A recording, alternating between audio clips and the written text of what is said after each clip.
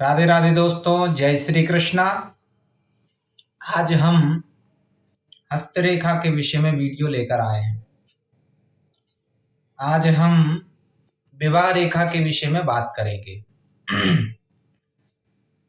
अगर आपने हमारे चैनल को सब्सक्राइब नहीं किया हो तो हमारे चैनल को कृपया सब्सक्राइब करें। अधिक से अधिक हमारी वीडियो को शेयर करें, जिससे यह ज्ञानवर्धक वीडियो सभी देख सकें। देखिए दोस्तों, हर एक के जीवन में विवाह एक अहम पहलू है। हर एक व्यक्ति, महिला हो पुरुष हो, वह विवाह अपने जीवन में करता ही है। हाँ, भाग्यवश किसी किसी का विवाह नहीं हो पाता है, उसके कुछ कारण होते हैं। आज वह कारण हम आपको बताने जा रहे हैं। किसी का विवाह होता है तो किसी के 2 विवाह होते हैं, किसी की लव मैरिज होती है। ये क्यों होता है, इसका कारण क्या है? देखिए, ये हाथ है सीधा वाला। इस सीधे हाथ में जब हम हस्तरेखा से संबंधित बात करते हैं तो ये रेखा होती है। यह रेखा विवाह रेखा कहलाती है, जो लिटिल फिंगर के जस्ट नीचे जीवन रेखा से ऊपर बुध पर्वत पर होती है। यह रेखा अगर एक हो, अगर ये रेखा एक है किसी के में भी, तो वह अपने जीवन में विवाह करता है और अपनी पत्नी से बहुत प्रेम करने वाला होता है। एवं स्त्री की अगर हाथ में ऐसा हो तो वह अपने पति से बहुत प्रेम करती है। और 2 रेखा हो तो 2 रेखा वाला व्यक्ति अपने जीवन में क्या करता है कि अपनी पत्नी से तो प्रेम पाता ही है, अन्यत्र भी उसके संपर्क रहते हैं। अब अथवा इसको ऐसा कह सकते हैं कि उसके विवाह से पूर्व उसके काफी लड़कियों से संपर्क रहे। ठीक है। अब जिसके 3 रेखा हो तो वह भी इसी प्रकार कहा जाता है कि उसके अनेक स्त्रियों के साथ संपर्क रहे हैं अथवा हो सकते हैं।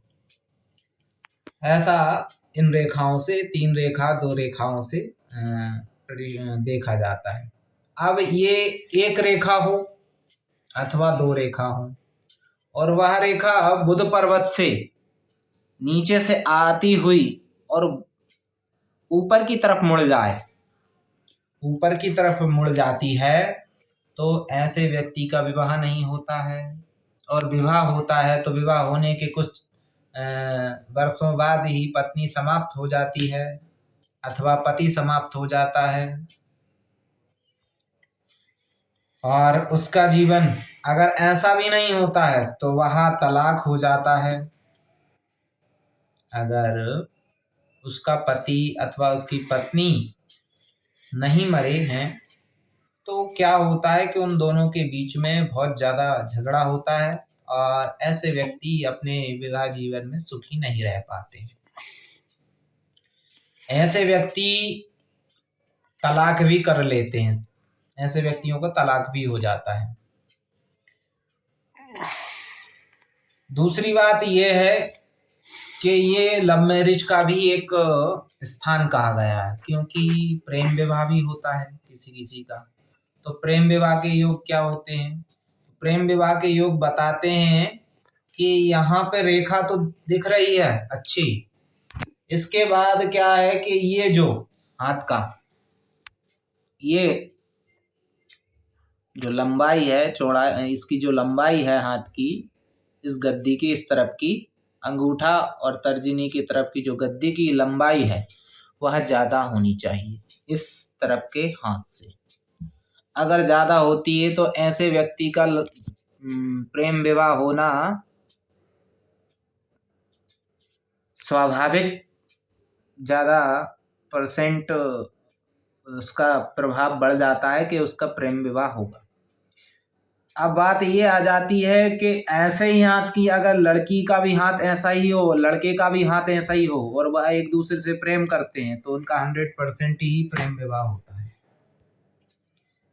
क्योंकि जब हम प्रेम विवाह के विषय में बात करते हैं तो ऐसा नहीं है कि लड़के के हाथ में प्रेम विवाह हो तो प्रेम विवाह ही होगा, क्योंकि लड़की के हाथ में भी होना बहुत जरूरी है।